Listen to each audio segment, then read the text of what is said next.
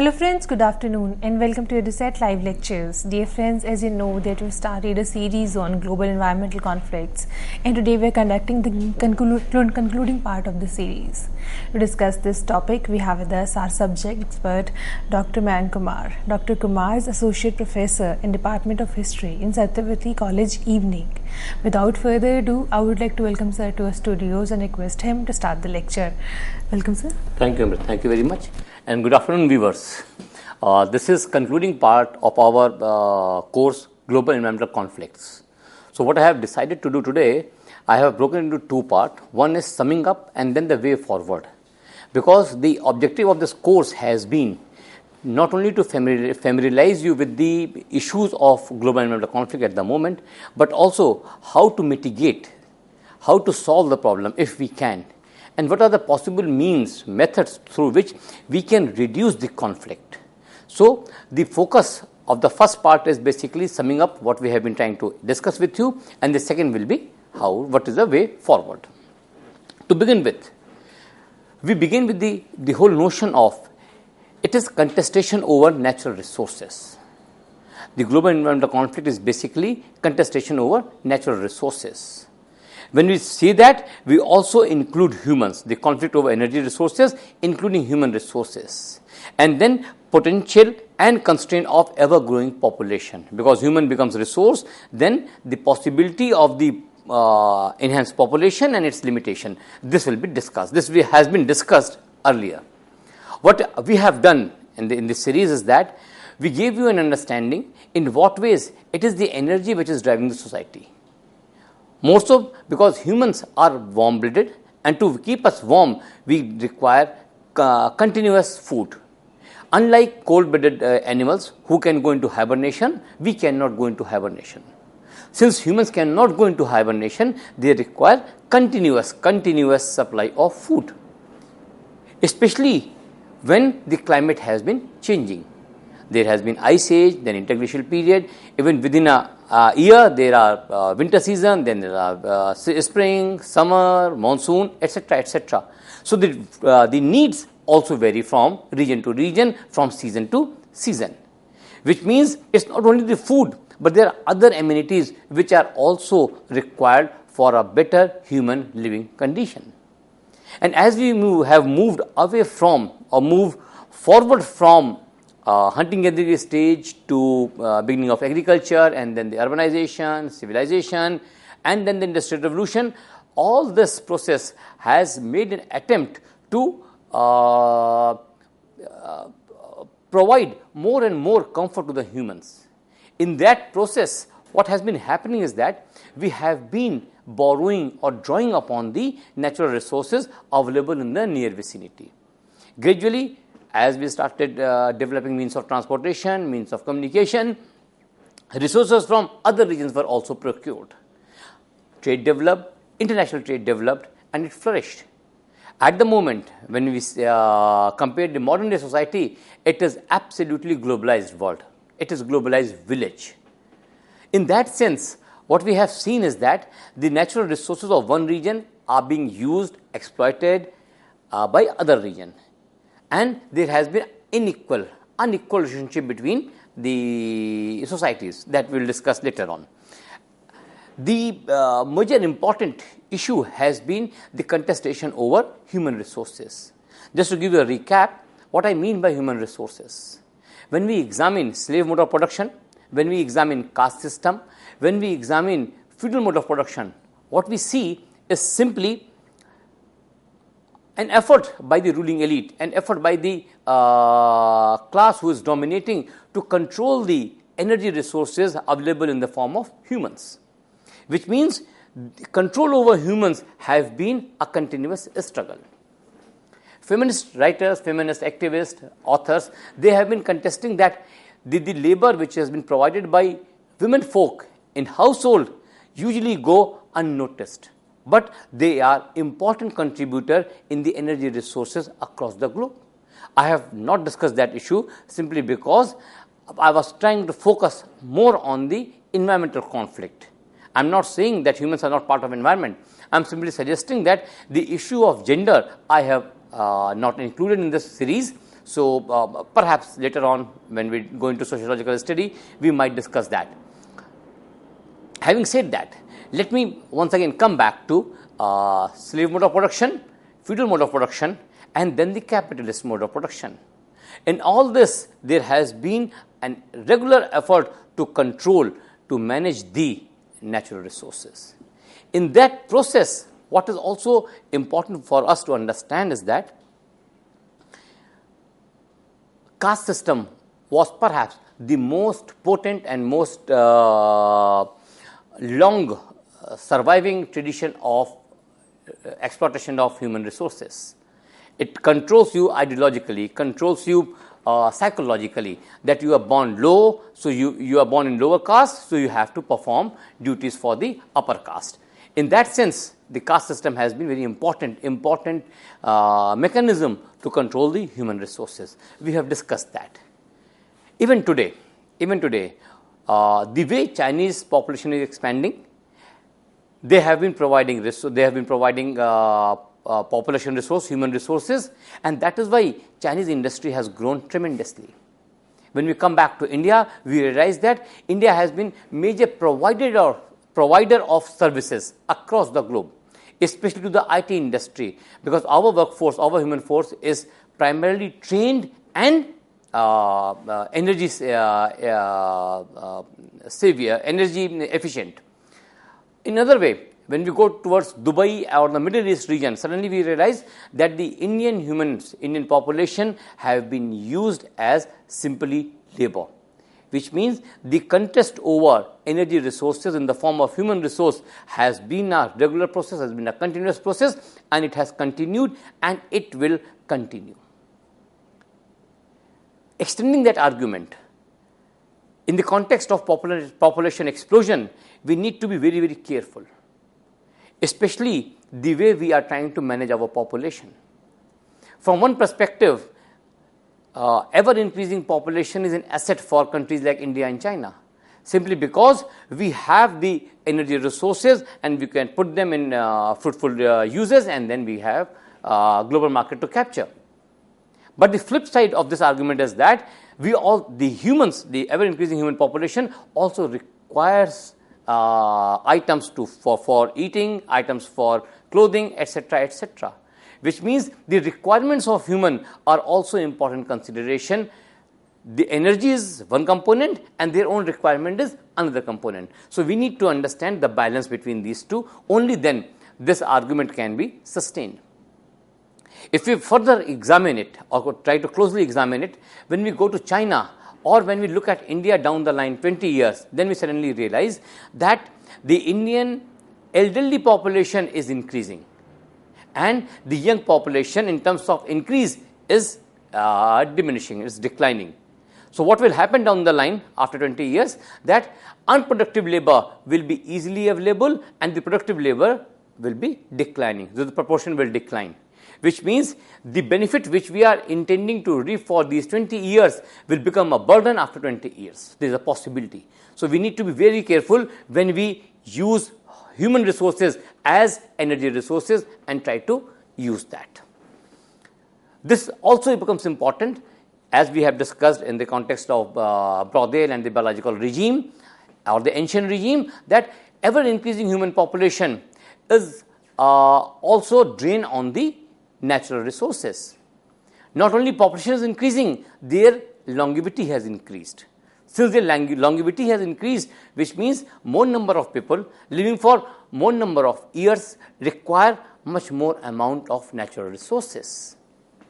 Context becomes very clear if we understand the argument put forward by M.S. Swaminathan that it is a spaceship.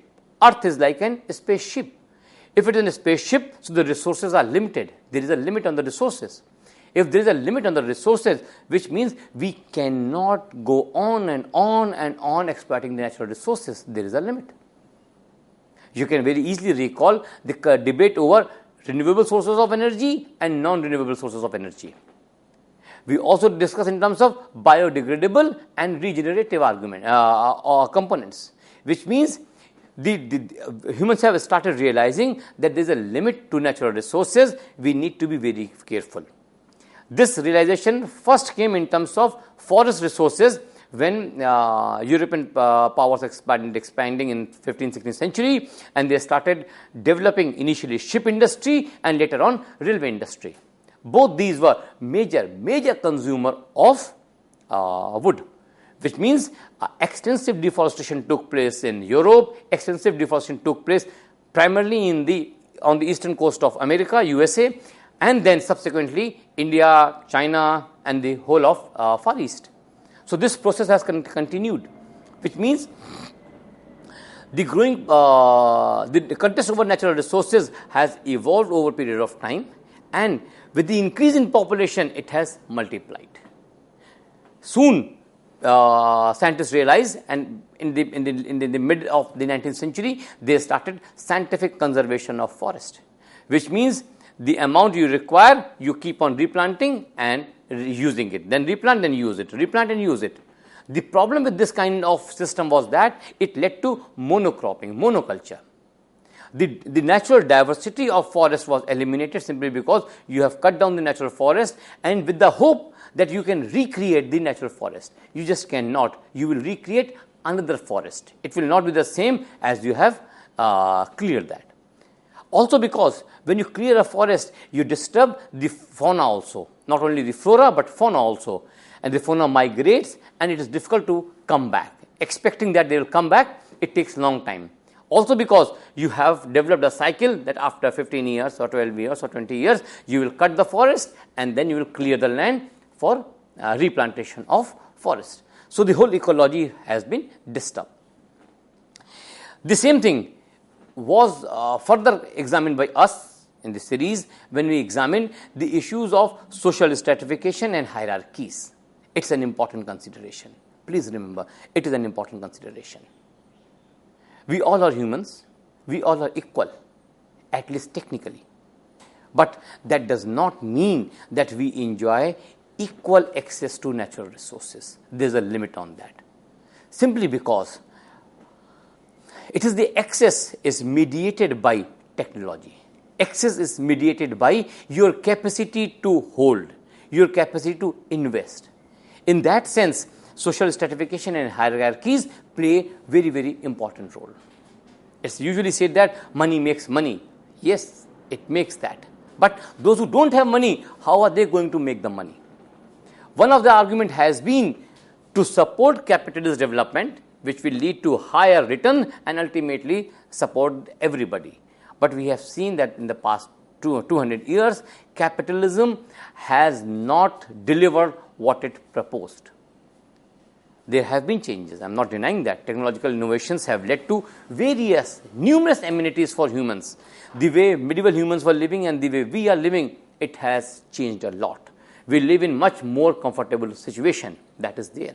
But that does not mean that everybody is living at an equal status. If excess is not equal, so the benefit from the natural resources will not be similar. That is what I am trying to insist on.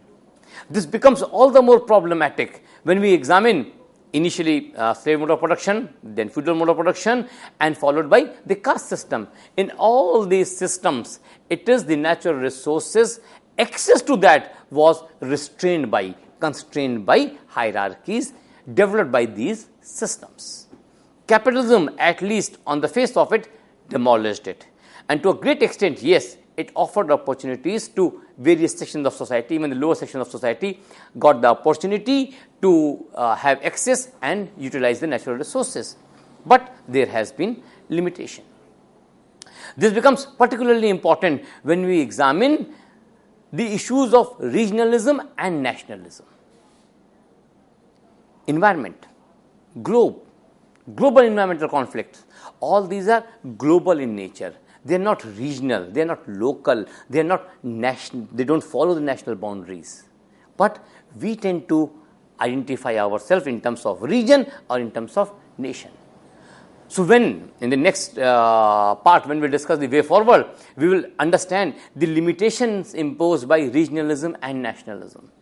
In one of the lecture of the series, we had discussed mercantilism followed by industrial revolution.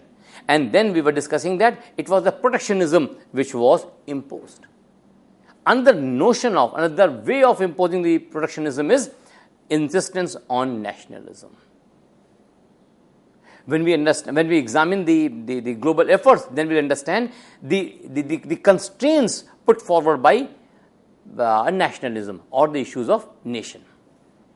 This is also important when we examine the global issues like global warming, when we examine issues like climate change, when we discuss issues like international rivers, interstate boundaries of rivers, then we understand, no, it is not easily confined to the national boundaries. We need to go beyond it.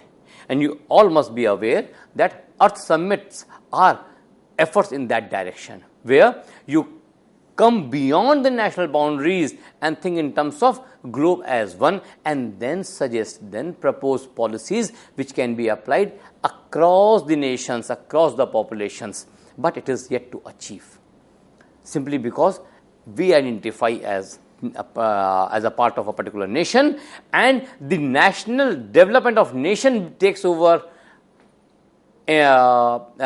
priority over any other kind of development.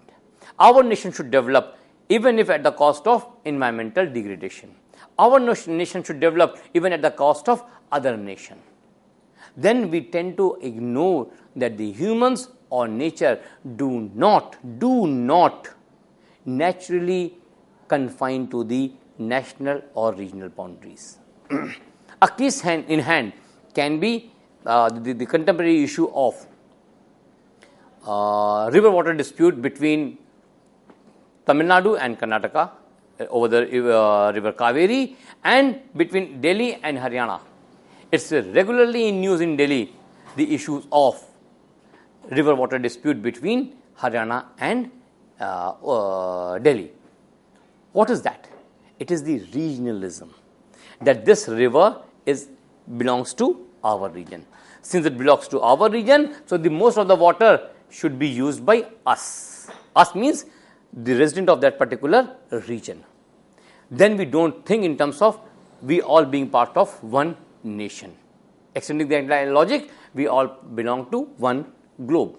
So that is why I am saying that we must understand, and we have discussed that. When we were discussing the Bharatpur bird sanctuary, the Ghana bird sanctuary, we realized that it has become a political issue to divert the water towards the Bharatpur bird sanctuary, simply because the peasantry started claiming that this water should be given to us for irrigation purposes. It cannot be diverted to the bird sanctuary, which means the rights of those who cannot speak like birds, the rights of aquatic life, those who cannot speak for themselves, even they were being ignored in the interest of regional identity or regional polity. Having said that, we must also understand that the inequitable distribution of water is a major issue. And then the haves and have-nots. A brief example will make you understand what we have discussed earlier. When we say haves and have-nots, there is water available beneath the ground, but those who don't have tube wells, they cannot extract as much as those who have wells only. Those who have wells will exploit a limited amount of water, but those who have tube wells running on the pumps, they can exploit immense amount of water. Today's Times of India carries a detailed note on the water crisis in India, across the globe, and particularly to city like Delhi. The demand is ever increasing, and we are continuously depleting our groundwater. How are we depleting our groundwater? The amount of extraction is more than the amount of recharge. And what causes that? The haves, those who have the diesel pump and capacity to extract groundwater at their will, which means haves and haves not are important consideration when we discuss issues of global environmental conflict. This is particularly important in the 20th century and the century which we are living, because it is the democratic century. We are living, most part of the globe is basically under some form or another form of democratic form of government. It is democracy's responsibility to ensure the gap between haves and have-not should not increase, rather should decrease. Those who don't have should be enhanced to the position of haves. I am not suggesting that those who have should be put back.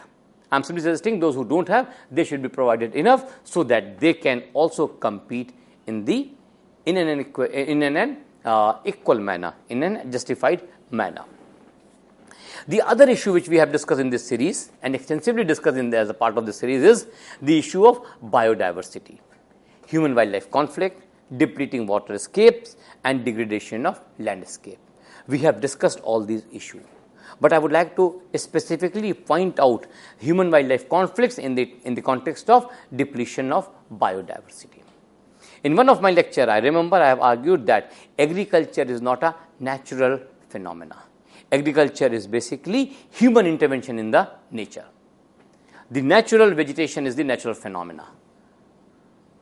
What we have been doing is that we have been expanding our agriculture and thinking in terms of that's green. But this greenery is seasonal. This greenery leads to open landscape as soon as the crop is cut. It is not the greenery, the kind of greenery we have been discussing when we discuss the issue of biodiversity, which means ever increasing agriculture is a problem for sustenance or maintenance of biodiversity. You are clearing the forest and then you are going for agriculture. I am not suggesting that agriculture is bad. I am nowhere suggesting that. I am simply trying to suggest that there is an inherent contradiction. And unfortunately, we don't have a clear-cut answer to it, how to stop it.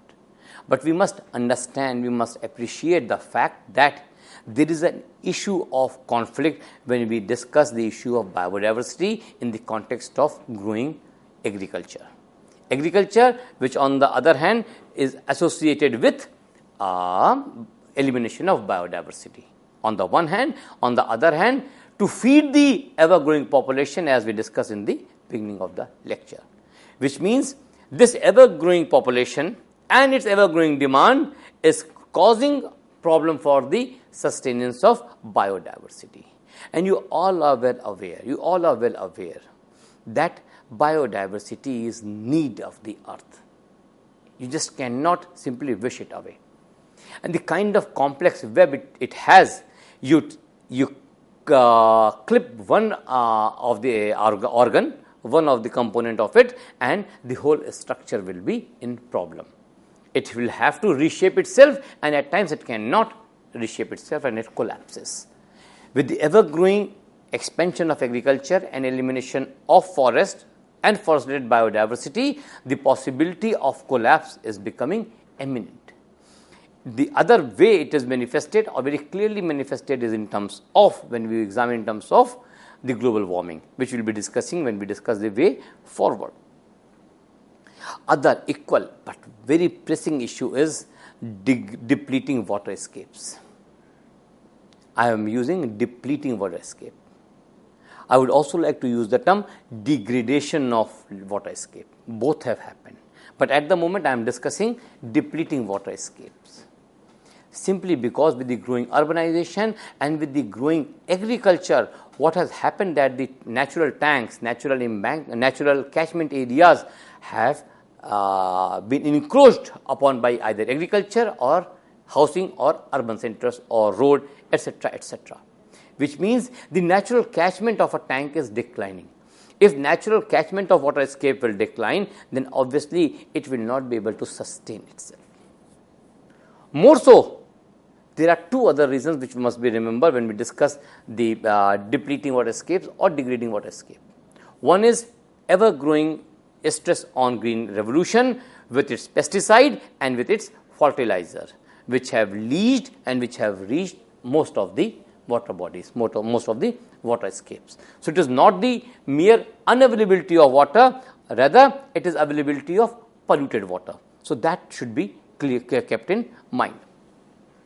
The other issue with the depleting waterscape is that with the global warming, the temperature is increasing. With the increase in 1 degree, the evaporation rate multiplies. if evaporation rate is multiplying, which means even the water which is available is depleting fast.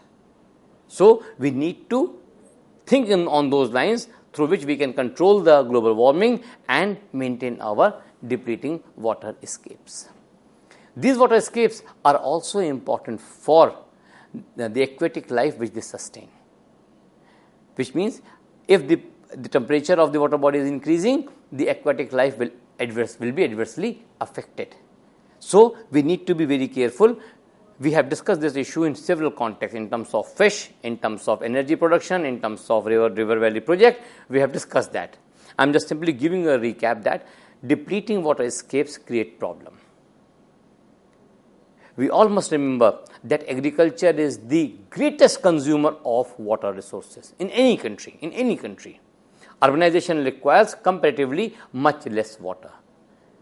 Depleting water escapes are problems simply because for irrigation purposes, for agriculture purposes, the groundwater is being extracted. The river water is being spread very lavishly. Also because we are moving towards more water intensive crops.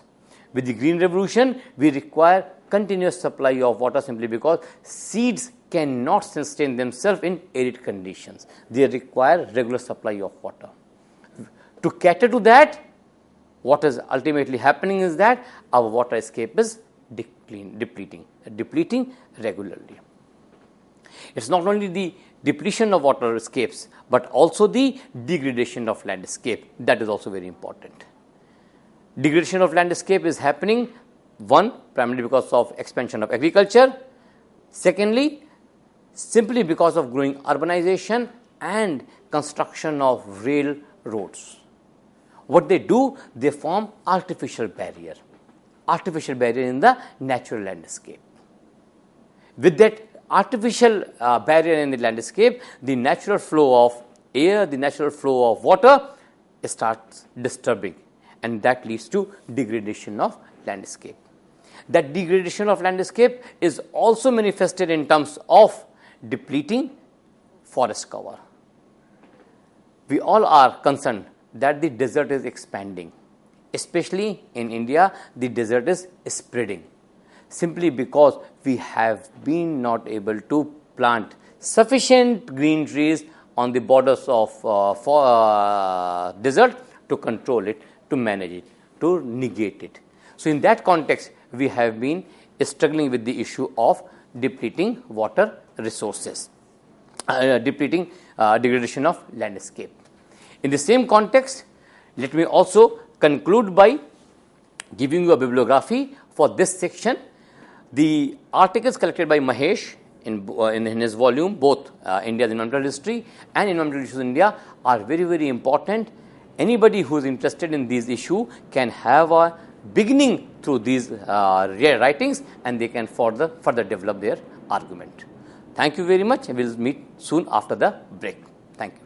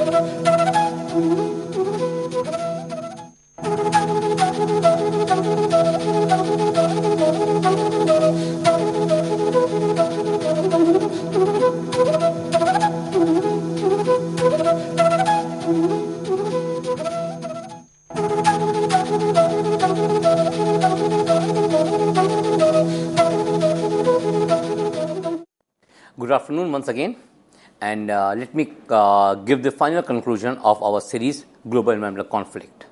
In this part, I am trying to discuss the way forward. It's not very clear what is the way forward. These are suggestions, these are possibilities, along with the constraints with which we are living at the moment. The way forward also means we need to examine our own understanding of our negotiations with environment.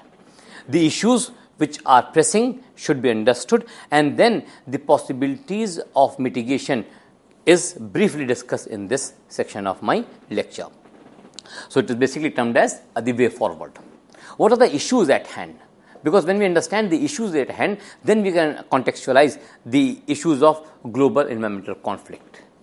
The primary issue at our disposal, at our hand, is basically the climate variability, global warming, depleting biodiversity, issues with the water, and inherent contradictions of energy-intensive contemporary industrial development.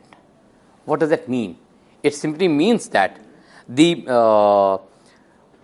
climate variability is a natural phenomena.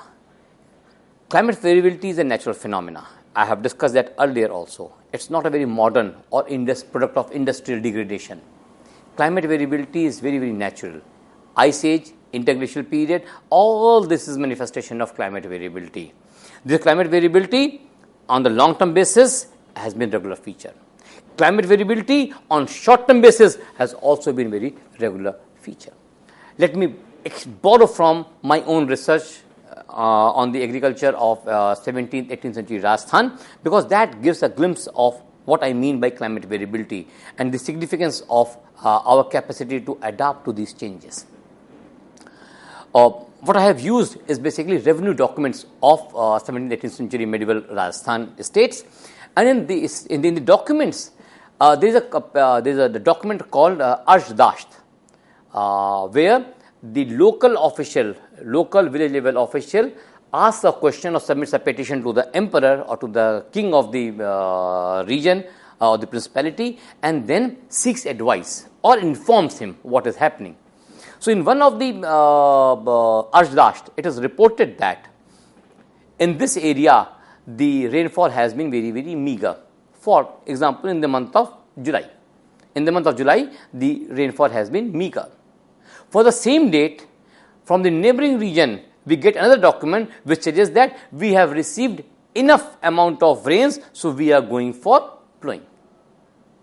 Same period, same season, same year, two different regions of the same principality, not away more than 100 kilometers from each other. They have witnessed different climate. Both are part of, remember, both are part of monsoon ecology of Indian subcontinent. So, monsoon has come for one part of the principality, and for the other part of principality, it has not come. The impact, and that is what I am trying to stress, is that one section of peasantry is able to cultivate what it wishes to cultivate. But the other section of peasantry, which belongs to the region where rains have not yet reached, they are at the mercy of the rain. Unless they receive rain, they cannot go for the cultivation. So, ultimately, what kind of response we get is that, Huzur, ab hame mot hi boni padegi. What it means? Sir, now we are forced to cultivate mot because no other. Mot is one of the kind of pulse which requires less amount of water, and it cultivates in a very shorter duration. Since the rains have delayed, so it is sown very late. It can be sown very late. So, reported from the local level that since there was limited water supply, limited rains in this region, and that is also delayed rains, so we have gone for moat production. Moat is a kind of coarse pulse. Let me come back to what I am trying to suggest, is that the same locality, same monsoon season witness a kind of climate variability. A climate variability which is very, very natural. There is nothing unnatural. There is no industrialization, it is only agriculture which is being practiced, yet climate variability is part of that. The other example, though not yet fully settled, but still suggested to a great extent, is that the decline of Harappan Valley civilization to a great extent was associated with the climate change, climate variability. Seasons of flood, high monsoon, seasons of low monsoon, and the resultant drought, famine, etc., etc. which means the climate variability has been part of Indian subcontinent at least since we have been seeing the beginning of civilization. Ice Age goes much beyond it, much prior to it. So, the climate variability is a very, very natural phenomena, and we need to understand that it is the human capacity to adapt that is the key. The less complex we are and less dependent on regular supply, and if we are more eager to adjust to the changes, then perhaps we are in a better position to mitigate the issues associated with the climate variability. Equally pressing issue at our disposal is the issue of global warming. It is a cause of concern. Definitely, it's a cause of concern. Global warming, to a great extent, is a natural phenomena, but we cannot deny the role of humans in it. The way humans have industrialized themselves, the way humans have been using natural resources, we must understand that there is issue of global warming and role of humans in it. Most of the time, it was the use of fossil fuel. We will be discussing that and at length when we discuss the global warming. It is the fossil fuel which is important at our issue which leads to global warming. Fossil fuel, we discussed that in, if I am not wrong, in 3 lectures. We discussed that in Industrial Revolution, we discussed that in Geographic Exploration, that in what ways fossil fuel, when it replaces the natural resources, natural fuel, causes problem. One of the most important issue when we discuss fossil fuel is to understand that with the use of fossil fuel, we have shifted from biotic source of energy to abiotic source of energy, except solar and wind. Except solar, wind and water, we were primarily dependent on animal or human resources or wood from the forest. All this is biotic.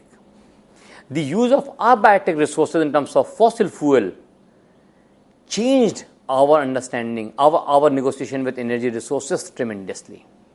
And it also changed our understanding, our negotiation with the natural resources at large. How? Just to give you a recap, what we have done with the fossil fuel is that we started making machines which run on the steam engine and later on the internal combustion engines. The advantage or the problem with that was that it can run continuously, 24 hours, 7 days a week. It doesn't require rest. Unless it malfunctions, then you can rectify the problem, and then once again it will run continuously 24 hours, 7 days a week. If a machine is running 24 hours a week, 7 days a week, it requires energy resources to run itself, and fossil fuels were providing that. Problem begins from this issue.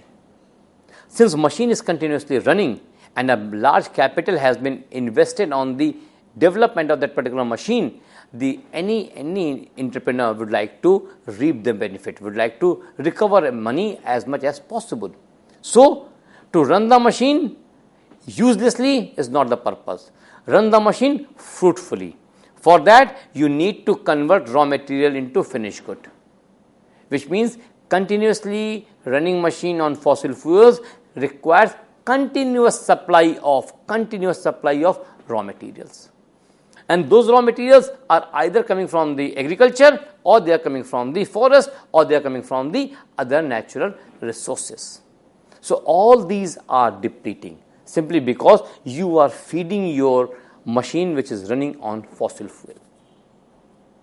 I am not saying there were no benefits from it. I am simply not suggesting. When we examine in terms of environment, then yes, there was problem. But when we look at the large human population, then we realize that it was the mass production facilitated by the machines run on the fossil fuel that the cost has declined, and most of us are enjoying at least basic amenities at the moment. The kind of amenities to which we expect access would not have been possible unless mass production under industrial production with the fossil fuel had started. Fossil fuel creates problem in terms of pollution. Pollution, one of the cause of global warming is greenhouse gases, and they were being produced by the burning of fossil fuel. Later on, we also use CFC, etc., air conditioning and issues with associated with that. But basically, it was the availability of energy resources through fossil fuel which facilitated all the subsequent developments, which leads to and which are continuously leading to further and further global warming. The other impact of global warming is that the other cause of problem with the fossil fuel is the depletion of forest cover. Open cast mining is done to procure the coal, and the forests are being declining. Recently, I visited Ranchi and Hazaribagh area, and I could realize that the coal mines are burning inside, and they are causing problem for the forest above there and also degrading the landscape. And it is difficult to control the fire in those regions. That is one dimension of it, one part of it. What is important for us to understand, that this depletion of forest cover eliminates the possibility of absorption of greenhouse gases, absorption of carbon dioxide, which can be converted into goods by the plant. That is declining, that is depleting, which means the fossil fuel is producing which cannot be absorbed by the atmosphere simply because the forest cover has declined. The other associated issue with the fossil fuel is it influences weather pattern and thus affects the agrarian production also. Each increase in 1% each in the global temperature affects the weather. The circulation of air is being disturbed simply because you all know that air flows from the cold region to warm region. But with the regions getting warmer, this cycle is being broken, and it is affecting the global weather pattern. The classic example of this is the El Nino and La Nina. Most of us will be aware because we read in the news that the monsoon will be good. There is no El Nino, there is El Nina, there is no El Nino, but there is El Nino. And what is that?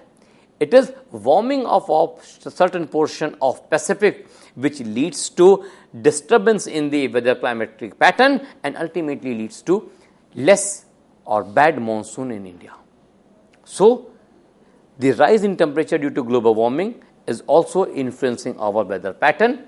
And since weather pattern becomes erratic, the dependent agriculture also suffers. What we do? Then we go for extraction from the ground. So, the groundwater is also depleting. That is what I am trying to suggest, that these global environmental conflicts are not singular in nature. They are very complex and interrelated. One dimension is affecting the other dimension. In this series, we have broken them in terms of energy resources, we have broken them in terms of industrial revolution, we have also broken them in terms of human-wildlife conflict, water issues. But when we examine in totality, we suddenly realize that it is all-encompassing that needs to be addressed. So, global environmental conflict cannot be reduced to only one aspect.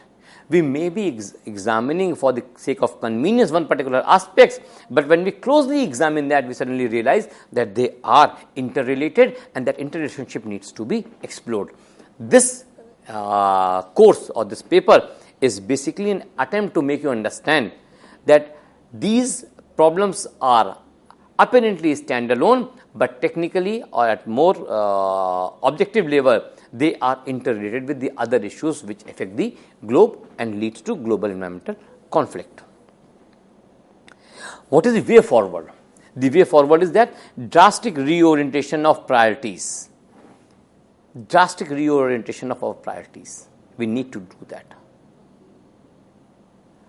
This reminds me of the famous song in one of the Hindi film, Bollywood film, Panchi Darya. They don't bother about the national boundaries. Water, air, animals, birds, they don't confine to the national boundaries, which means we need to move beyond our national considerations and work towards a global consensus, for which Earth summits are regularly happening, and we hope that the globe and the global leaders and the globally nations take cognizance of that and they reorient their priorities. Priorities not for their own country only, but priorities for the globe as such. It may temporarily affect our conveniences, it may temporarily influence our way of living, but for a long-term survival of human population, it is required that we must reorient our priorities as soon as possible. And in that reorientation, we must also understand that we have to make conscious effort to reverse the global warming. It's not easy, but that needs to be done.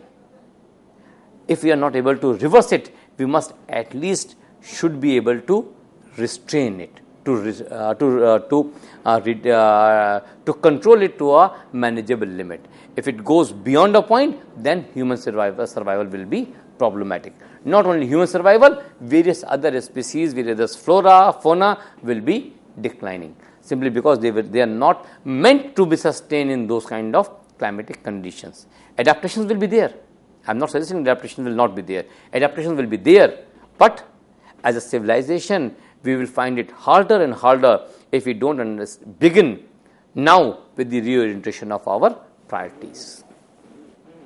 The other pressing issue at our hand is the depleting biodiversity. Please understand, this is a crucial issue, because most of the time as a humans, we tend to focus on humans only.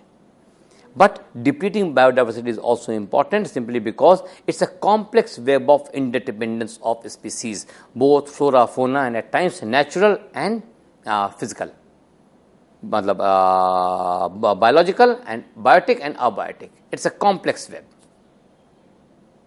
That complex web, that is the issue which we have been trying to discuss. To make you understand this complex web, we examine flora, fauna, we examine aquatic life, etc., etc. There were lectures on energy resources, then there were lectures on human resources, aquatic resources, lectures on the animal power, etc., etc. So we have been trying to make you understand that global environmental conflict is a very complex issue, and we need to understand its complexity to understand the issues at hand. Mere extinction of one species affects or influences the entire change. I am not saying that one extinction of one species leads to extinction of all other. I am simply suggesting that system changes itself, and at times it changes for which cannot be reversed, which means we create something new. I am not denying, saying that it's unnatural. It's very, very natural. It has been happening since ancient times, since ancient past. The dinosaurs wiped away from Earth. Humans were not there.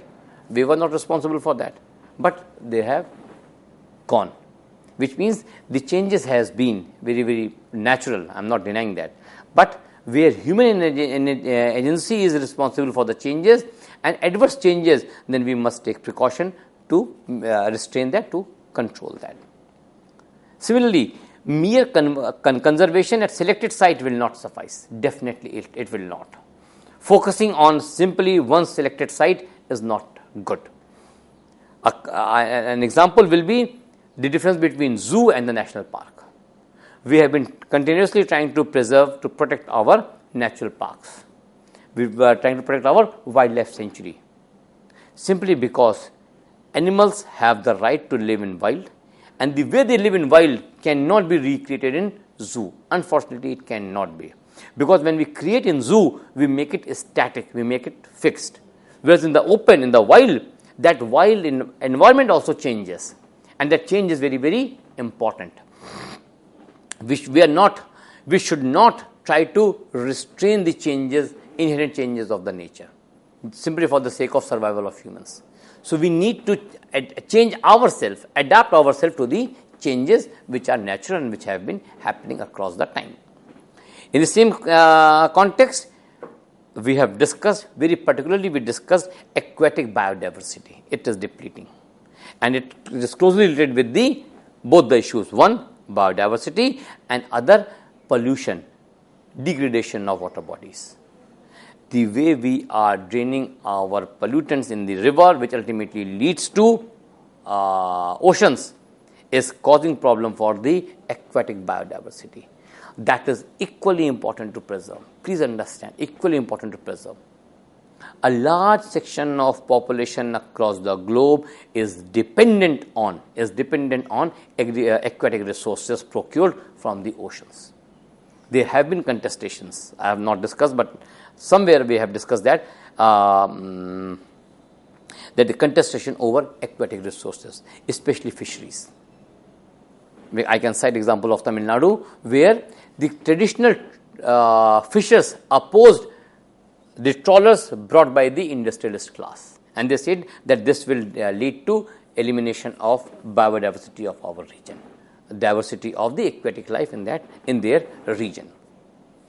The last, in this context, we must understand it is a cross-cultural and nationality issue, depleting biodiversity.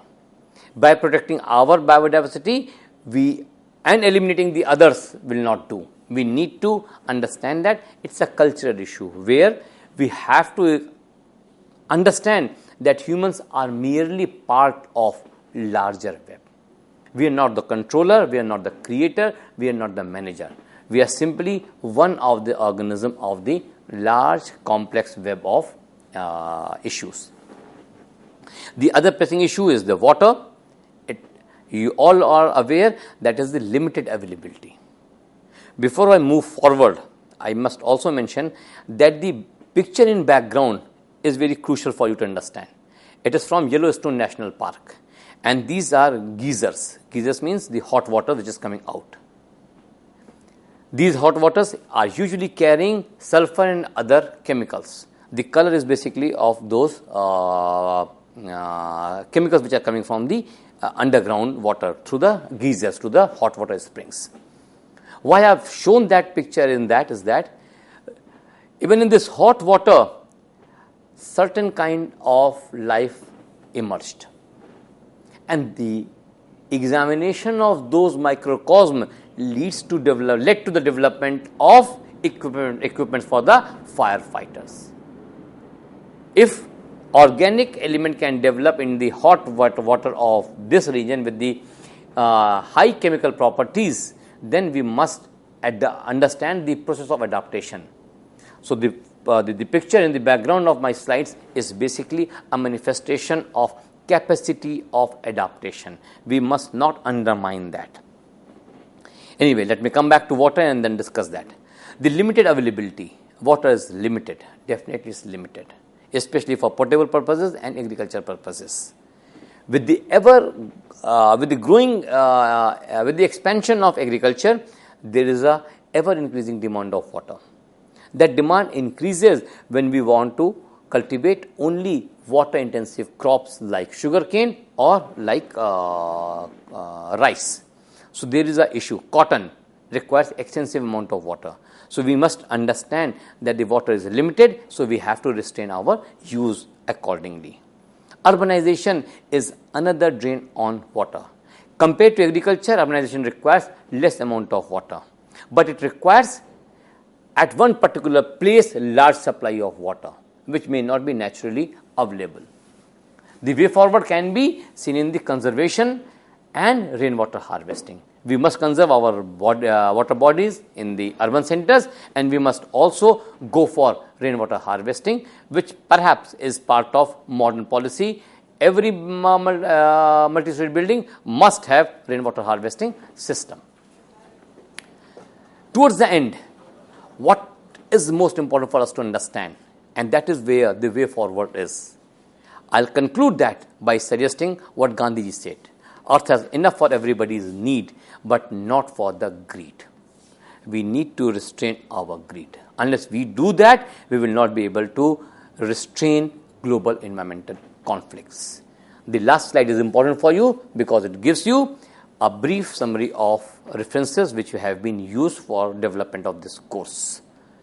So, thank you very much for watching this series. It is basically global environmental conflict, and hope you will understand that it is not an issue for somebody else. It is important for us. Each one of us should be more conscious and participate in the mitigation of global environmental conflicts.